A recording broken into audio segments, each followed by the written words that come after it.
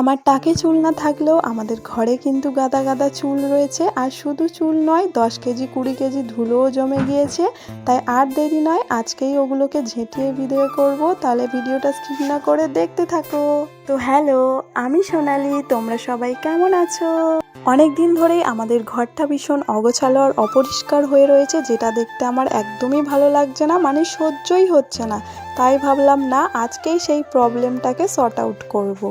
তো যাই হোক, আজকে ছিল রবিবার, জানি একটু ভিডিওটা দেরিতেই ছাড়ছি, আসলে এত লেটখোর যে ভিডিওটা এডিটই করা হয়নি।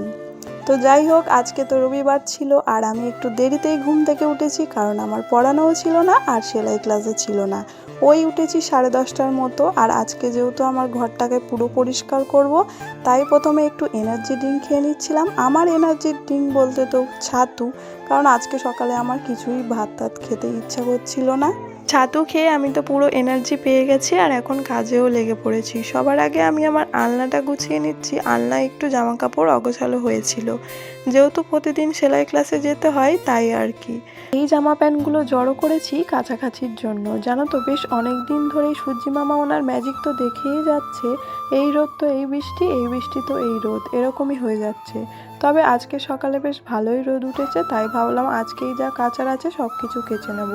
আর এইদিকে এই র্যাকটা দেখো, বেশ অনেক দিন ধরেই নোংরা হয়ে রয়েছে, পরিষ্কার করা হচ্ছে না, তাই আজকে এটাকে পরিষ্কার করব।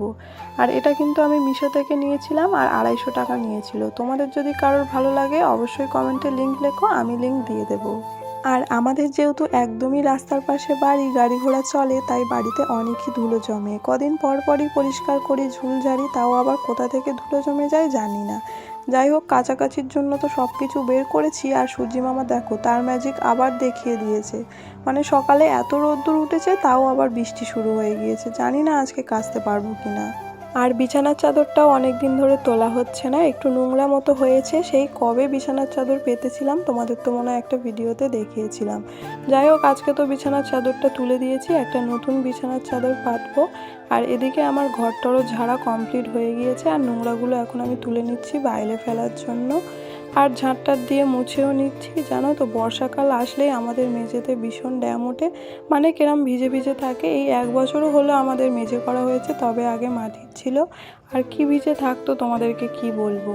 তো যাই হোক, আমার তো ঘরটর ঝাড়া হয়ে গিয়েছে। আর 11:30টার সময় ঢুকেছি আর এখন বেরোলাম 2টো মতো। এখন এই যে জামা প্যান্টগুলো জড়ো করেছি, এগুলোকে কিছু কিছু কাচবো, সব কাছে নিই।